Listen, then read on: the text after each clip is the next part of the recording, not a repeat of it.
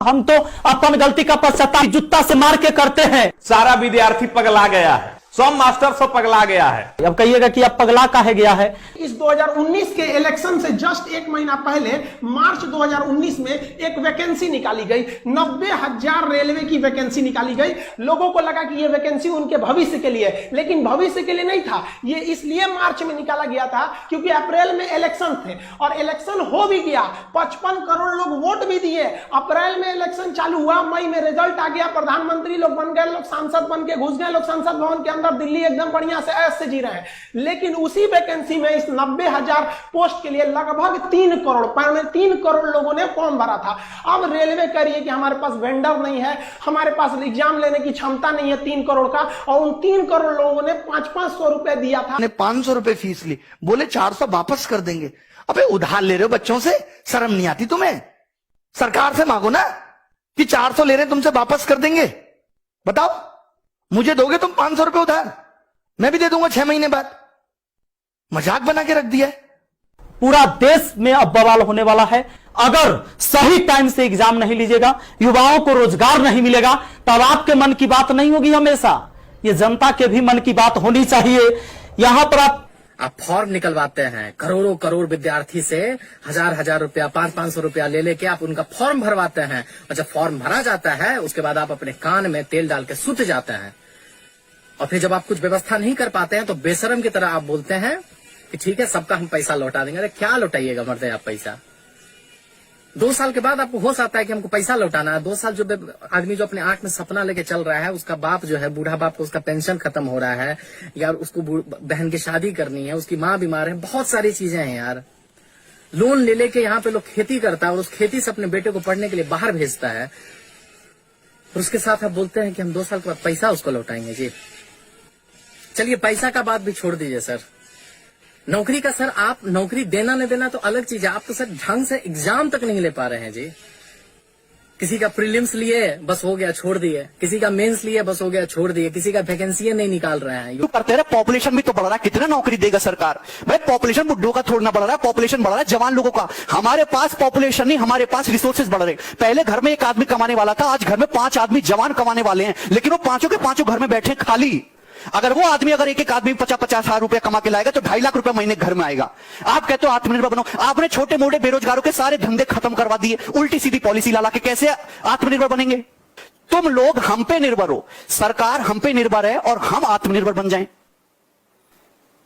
Private नौकरी का पता नहीं, सरकारी नौकरी को तुम खाएगे, 5-5 साल में क्लियर हो रही, अरे 5 साल में भी क्लियर नहीं हो रहा। इस तरीके का हाल देख लो।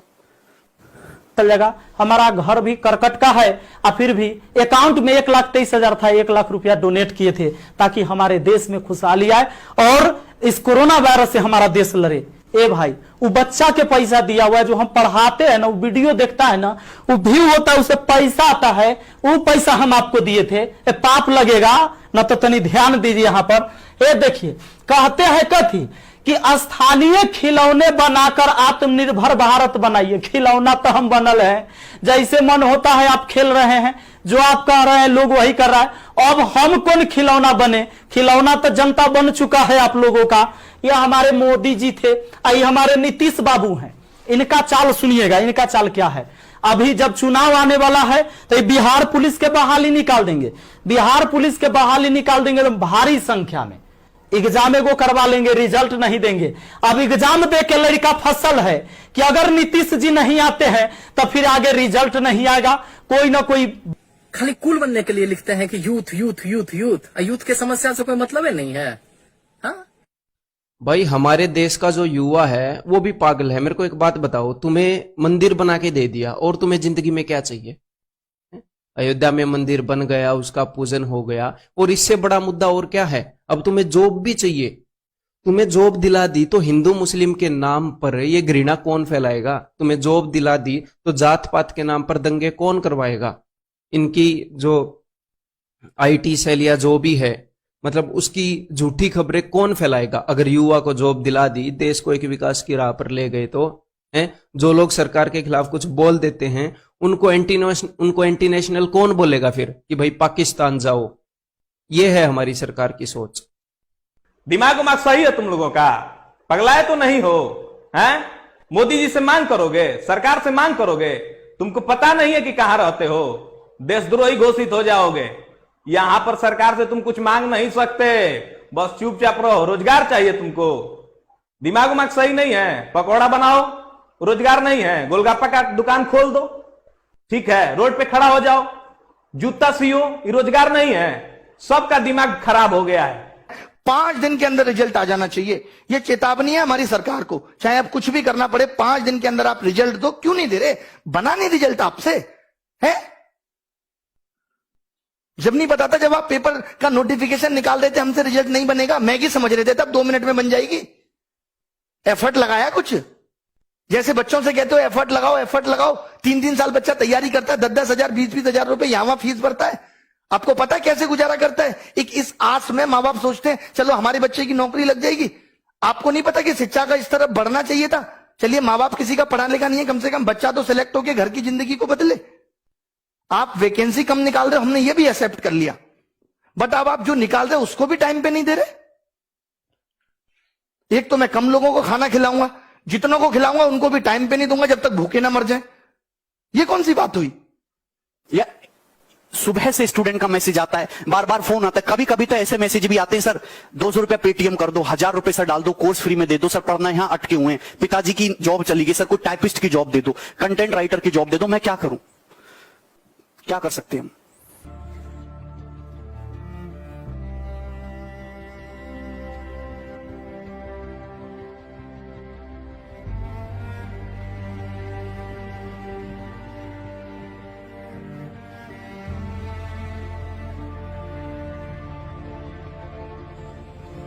पहले आईएएस और उसके बाद एसएससी, और फिर से फ्रस्ट्रेशन का ई लेवल हो जाता है कि सर रेलवे का गैंगमैन से लेके लोको पायलट का फॉर्म भरते भरते हम लोग अपने सेल्फ एस्टीम का ऐसा बत्ती बना लेते हैं कि रात में जब टेबल पे बाबूजी के साथ खाना खाने बैठते हैं ना, तो परवल तक नहीं घोटाता है सर। 5 ट्रिलियन इकोनॉमी के भारत का सपना दिखाने वाला सरकार नहीं, जादू है जादू, समझे?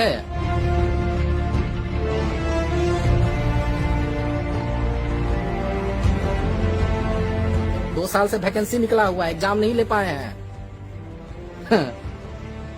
लेकिन साला फॉर्म का पैसा घुरा घुरा के जिले लाही खैरात बांट रहे हैं। फिर हमारे बाप जिनको इस सिस्टम के जगह उनका बेटा ही करमजला लगता है।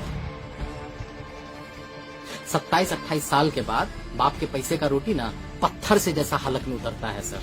और फिर आप सर बोलते हैं कि कुत्ता पाल लो देसी नस्ल का, हाँ, खिलौना बेच लो।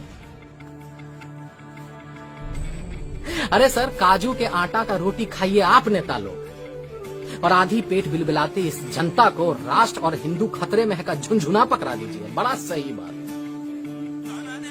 अरे कान खोलकर आप सुन लीजिए कि 3/4 देश का जनता आपके आने से पहले भी हिंदू था और आपके जाने के बाद भी हिंदू रहेगा। काहे कि धर्म को फुटबॉल नहीं है कि राह पे चलता हुआ कोई इंसान इसको किक मार के निकल जाए।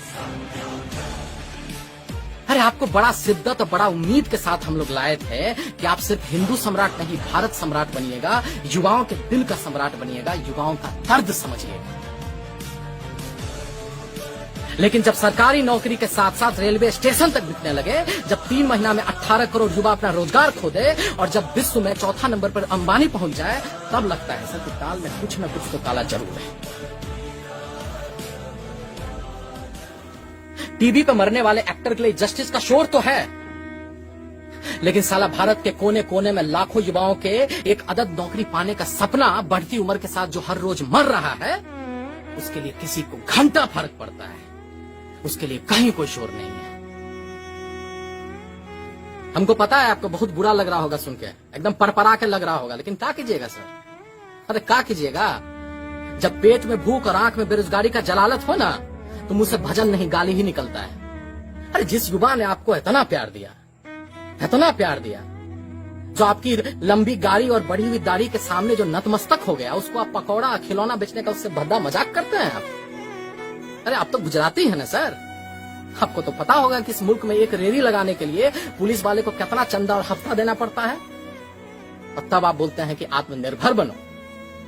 अरे रचाइए ढोंग, दिखाइए सपना।